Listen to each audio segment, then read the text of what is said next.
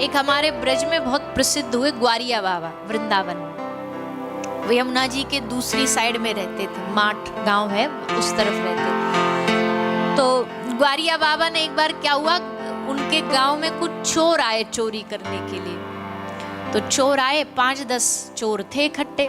तो ग्वारिया बाबा के पास आए, बोले एक ये कैंडिडेट भी मिल जाए तो और बढ़िया रहेगा, जितना ग्रुप बड़ा उतनी चोरी बढ़िया। बोले बाबा हमारे संग चोरी करवे चले गो। अब बाबा का भाव देखो, बाबा ने सोची अच्छा हमारे ब्रज में ऐसा मानते अगर एक गली में कहीं आपको 5 से 6 बालक खेलते हुए नजर आ जाए ना, तो इसका मतलब है इनके बीच में कहीं कन्हैया भी खेल रहा है, ऐसा भाव मानते।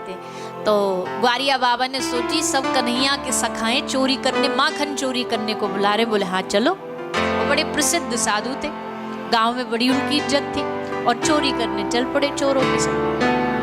अब चोरी करने गए, चोरों ने चोरी का सामान उठाया, कोई पैसा उठा रहा है, कोई कपड़ा उठा रहा है, कोई रुपया उठा रहा। वहीं एक रखी थी ढोलक। ग्वारिया बाबा की नजर ढोलक पे पड़ी, उनको लगा बढ़िया मौका कीर्तन कर लेते।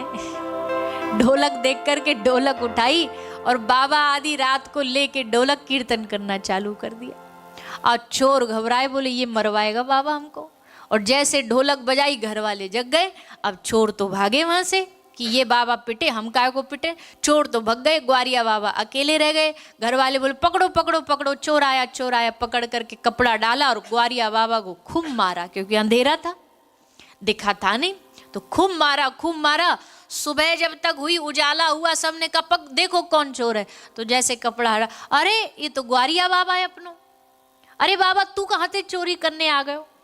बाबा बोले कहा बता मैं, संगति का असर।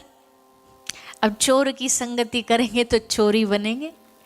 हमारे कन्हैया आए चोरी करवे, तो वाके उनके संग में, सखान के मंडली में हम भी चोर बन करके आ गए। तो भैया अच्छा, ग्वारिया बाबा ठाकुर जी को क्या मानते थे? अपना सखा मानते थे कि चलो सखा के संग हम चोरी करने चले जाएं।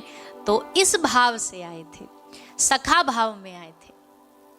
ब्रज में आज भी ठाकुर जी को कोई अपना सखा माने, कोई अपना प्रियतम माने, और उसी भाव में ठाकुर जी उन्हें दर्शन भी देते। भगवान सखा भाव में, भगवान मित्र भाव में, पुत्र भाव में, प्रियतम भाव में, पति भाव में आज भी अपने ब्रजवासियों पर और अपने प्रेमी जनों पर कृपा करते हैं। ऐसा भाव ब्रजवासियों का है। भैया ब्रज की लीला अनंत है, ब्रज की सेवा अनंत है, ब्रज का भाव अनंत है, गोपियों का भाव अनंत है।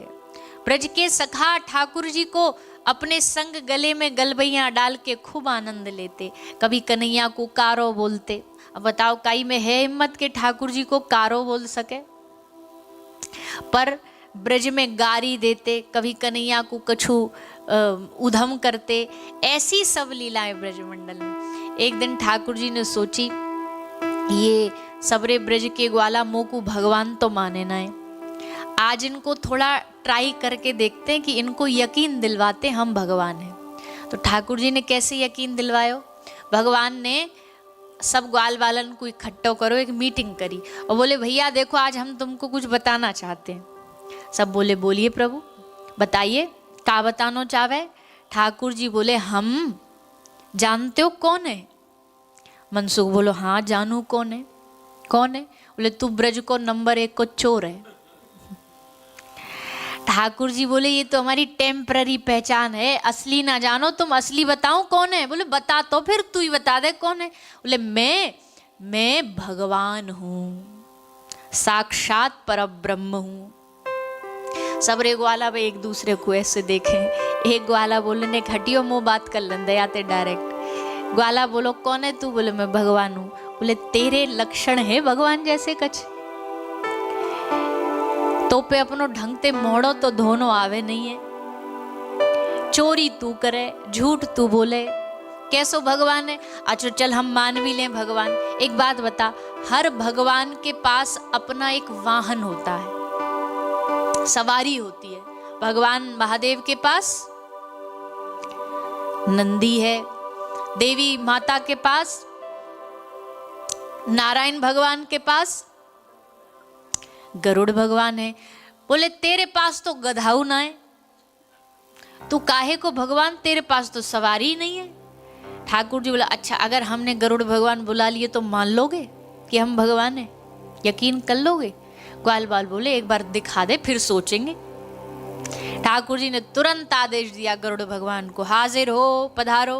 तो श्री गरुड़ भगवान आ गए। ठाकुर जी गरुड़ भगवान पे विराजमान हो गए, ऐसे दोनों हाथ उठा करके गरुड़ भगवान पे। अब सब ग्वाला ऐसे देखे। ठाकुर जी बोले देखो अम्मा ने ना, अब यकीन होयो ना, मनसुखा आगे आने लगो ऐसे हाथ करके। ठाकुर जी बोले अब देखो, अब समझो। अब माफी मांगे वो मोते कि देखो हमने आपको गाली दी, आपको घोड़ा बनायो, अब हाथ जोड़ेंगे मेरे सामने। मनसुखा आयो आगे बढ़ते बढ़ते। ठाकुर जी यही सोचने अब चरणन में गिरे को, वो आयो वाने चरण पकड़े भी, पर पकड़ के ठाकुर जी को गरुड़ते उठा के खींच लियो। बोले चल सारे हट, हम बैठेंगे। तू कहाँ बैठेगो? गरुड़ पे हम बैठेंगे। और मनसुखा गरुड़ पे बैठ के बोलो मोको पूरे वृंदावन को एक राउंड लगवा के आ, चक्कर लगवा के आ। मनसुखा ने चक्कर लगवाया। मनसुखा उतरो फिर मधुमंगल बोलो, बोले एक याकू लगवायो, एक चक्कर मोको भी लगवा। अब गरुड़ भगवान मानो इनने ऑटो रिक्शा बना लिए। सबरे ब्रज में सबरे ब्रजवासी गरुड़ भगवान को लेके एक एक चक्कर लगवा। जैसे गांव में कोई नई गाड़ी आ जाए ना, नया कोई गाड़ी आ जाए तो सब बोले भैया हमको एक बार बिठा दे, हमको। पूरे गरुड़ भगवान को ने बिठा बिठा के ब्रजमंडल में चक्कर लगाए। ठाकुर जी खूब हंसे। ठाकुर जी बोले ये ब्रजवासी ना मानेंगे कि हम भगवान गरुड़ भगवान ते गई, तुम और चले जाओ, नहीं तो तुमको यहीं ठाड़ो कर लेंगे, सवारी डुबाएंगे तुमसे। कहने का मतलब भाव यह है कि भैया ब्रज का प्रेम ऐसा ही है। ब्रज का प्रेम भगवान वाला नहीं है, ब्रज का प्रेम अपनापन वाला है। ठाकुर जी हमारे अपने हैं। अब देखो आप 10 दिन लगभग 8-9 दिन घर से दूर हो, घर वालों की याद आती है कि नहीं आती? बाल बच्चों की याद आती है? फोन करते हो घर पे, पूछते हैं भैया ठीक हो, सब आनंद मंगल है? वो आपसे पूछते होंगे कि जी आप ठीक हो, कोई दिक्कत तो नहीं है? ऐसे में अब घर वालों को याद करना है, घर वालों को फोन करना है, घर वालों से बात करनी है। ये हमको कभी माइक से आपको समझाना पड़ा, बोलना पड़ा कि भैया रोज घर फोन कर लेना, रोज याद कर लेना उनको? कोई प्रवचन सुनाना पड़ा इसके लिए? अपने आप करते हैं। क्यों? क्योंकि आपको ये पता है कि वो मेरे हैं, मेरा बेटा है, मेरा पति है, मेरा भाई है, मेरा पुत्र है, ये पता है आपको। इसलिए बिना किसी प्रवचन, बिना किसी फोर्स के आप करते हैं। पर भगवान को याद करना है, माला करनी है, स्मरण करना है, इसके लिए हमें प्रवचन सुनना पड़ता है, कहना पड़ता है करो। क्यों?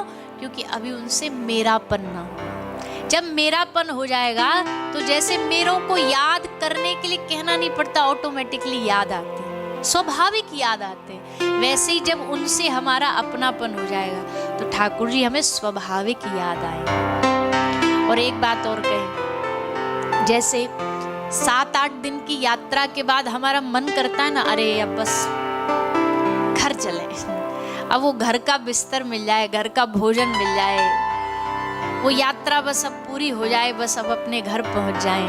हम कहते हैं भैया घर पहुंच के भी वो भी यात्रा ही है, घर पहुंच के भी वो भी यात्रा ही है, वो भी अभी असली घर नहीं है। जैसे हमें बेचैनी रहती है ना कि अब घर पहुंच जाए, अब घर पहुंच जाए, वैसे घर रह के भी हमारे मन में जब ये आने लगे कि हमारा असली घर ठाकुर जी के पास है, उनके पास कैसे पहुंचेंगे, कैसे उनको पाएंगे, तब समझना कि हमारे जीवन में सत्संग उतरा है, भक्ति उतरी है। तो ऐसे ठाकुर जी ब्रजमंडल में छोटे से बालक बन करके, लाला बन करके ब्रजमंडल में पधारे।